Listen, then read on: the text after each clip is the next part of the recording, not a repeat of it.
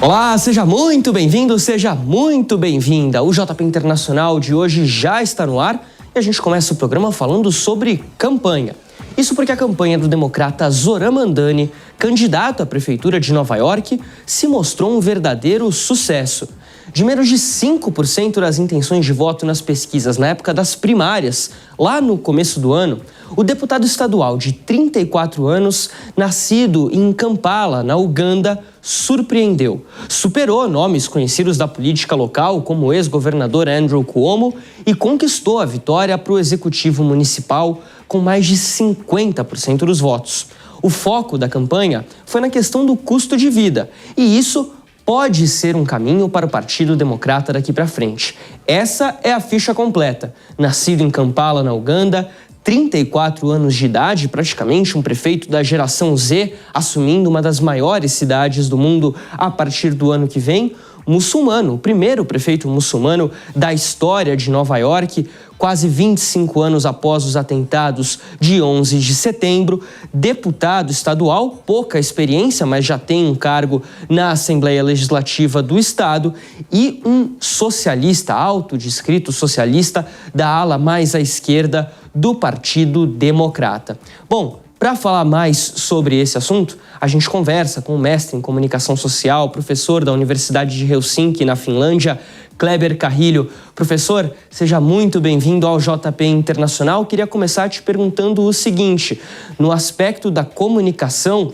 Zoran Mandani parece ter feito o que ninguém no Partido Democrata nem ousou fazer no ano passado. Foi essa, de fato, a chave para a vitória do candidato lá em Nova York?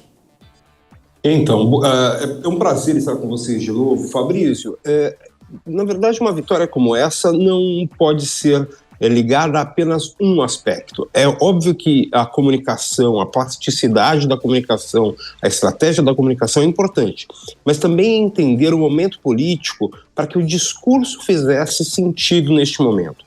A gente está falando de um momento de polarização política extrema, polarização afetiva, em que de um lado está o movimento MAGA, cujo maior representante é o presidente Donald Trump.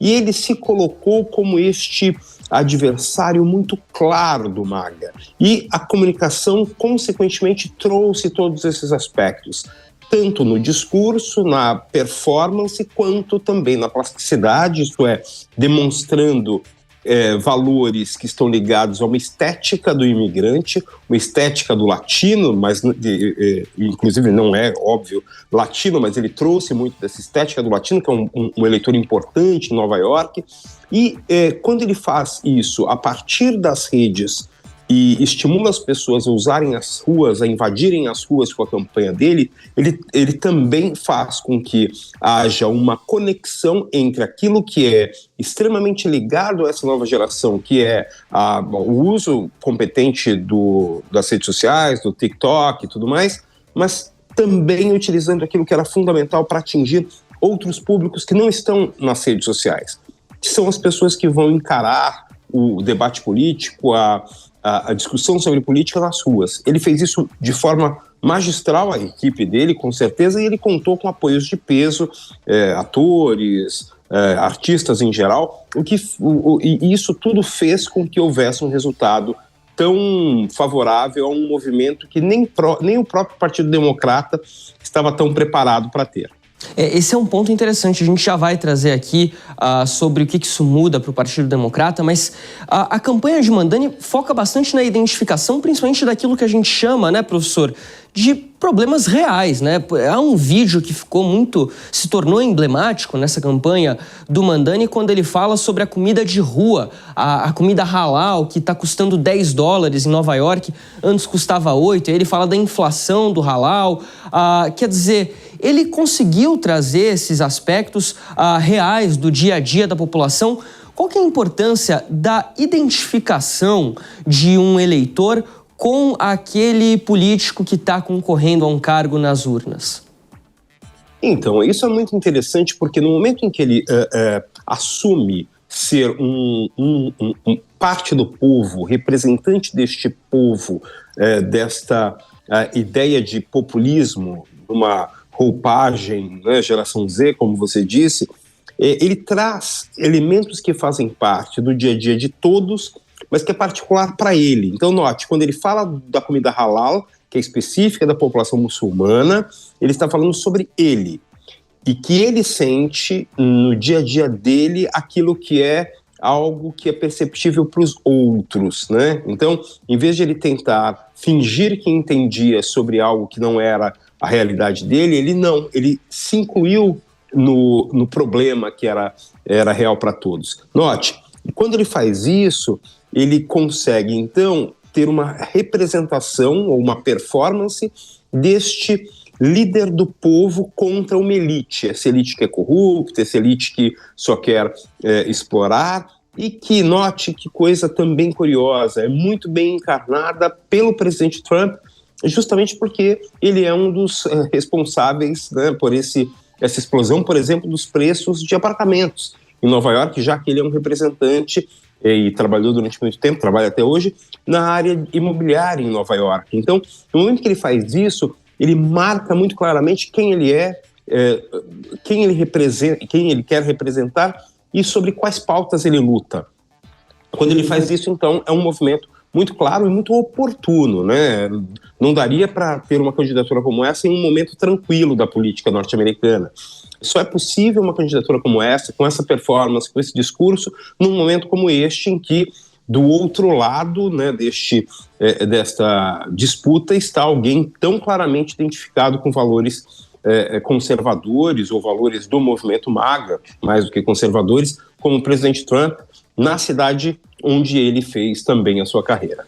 Você citou, né, professor, que ele tem similaridades com Donald Trump, embora sejam de ideologias bem opostas, há de fato uma questão da comunicação que realmente chama muita atenção por serem bem parecidos de fato. Agora, quando a gente fala do partido, Zoran Mandani conquista essa vitória praticamente sem apoio da cúpula democrata, né? Ou pelo menos da alta cúpula democrata. O senador Chuck Schumer, que é líder dos democratas no Senado, se negou a dizer em quem ele votou nessas eleições. Os outros dois candidatos, um é do Partido Republicano, Curtis Sliwa, o outro independente, Andrew Cuomo, que historicamente é um democrata, mas que perdeu as primárias para Mandani e aí concorreu como independente. Mas quer dizer, isso mostra um novo caminho, de fato, para o Partido Democrata? E qual que é a possibilidade dessa linha de campanha, dessa linha política de Zoran Mandani se tornar, não diria maioria, mas o guia para os democratas, já pensando em 2026 e 2028? É muito interessante sua pergunta e daria para a gente tocar aqui um programa ou mais para falar sobre isso, mas vamos tentar resumir ao máximo. No momento em que o Partido Republicano foi à direita, se tornou ainda mais conservador com Donald Trump, o Partido Democrata ficou perdido, né? E a gente nota nas últimas eleições, principalmente, como o Partido Democrata não conseguiu arranjar o discurso, né? E num momento deste polarização, é essencial para o Partido Democrata que ele se posicione de forma muito clara como um anti-republicano ao estilo MAGA, um anti-Trump. Né? E aí é um movimento mais radical ou mais ligado à esquerda dentro do Partido Democrata, que congrega aí algumas pessoas, como a deputada Ocasio-Cortez, o senador Sanders e o próprio Mandani. E é muito interessante quando a gente nota isso, porque aquela ala mais tradicional do Partido Democrata, inclusive Barack Obama, que muita gente relaciona com uma esquerda do partido, o que não é verdade, né? Eles tiveram muita dificuldade. Notem que o Barack Obama, no domingo, 2 dias antes da eleição, passou ao lado de Nova York para ir ao evento da candidata a governadora, que inclusive ganhou em New Jersey, que é muito perto de Nova York, para quem conhece ali, estamos falando de minutos, né, de helicóptero ou até mesmo de carro, mas ele passou ao lado, foi ao evento da candidata a governadora aí da ala dele e não esteve apoiando o Mandani. Então, notem que este é um movimento que ainda não conquistou o Partido Democrata como um todo, mas que vai ser, dependendo de como ocorrerem as indicações de 2028, se houver uma tendência de J.D. Vance como sucessor de Donald Trump, vai ser muito provável que uma parte importante do Partido Democrata note que a única possibilidade de conquista é também esticar, entre aspas, a corda para o outro lado e levar para dentro, para essa liderança em 2028, para a candidatura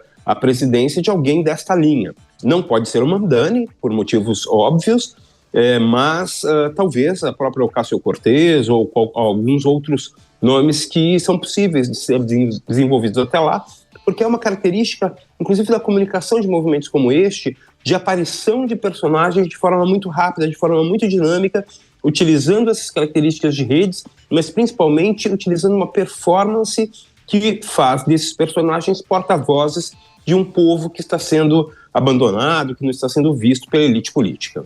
Professor, só em 30 segundos para a gente finalizar. Você mencionou a questão que Mamdani não pode concorrer à presidência, isso porque ele é nascido em Uganda, né? Ele teria que ser nascido nos Estados Unidos. Sim. Essa rejeição de alas mais tradicionais do partido. Agora, dá para se dizer, e aí a gente olhando para a campanha de Kamala Harris ano passado, que o caminho, então, pode passar por simplesmente não ter medo de se expressar, de colocar as ideias ali em campo? É a única possibilidade, né? Porque se a gente pensa numa polarização afetiva deste jeito, como está dado nos Estados Unidos, como também tem acontecido no Brasil, talvez num grau um pouco menor, não tem outra possibilidade de fazer oposição a Trump ou Vance de outra forma. Bom, e não tem plataforma melhor do que a Prefeitura de Nova York para ver se isso vai dar certo ou não, né? Professor Kleber Carrilho, muito obrigado pela sua participação aqui no JP Internacional e até a próxima, hein?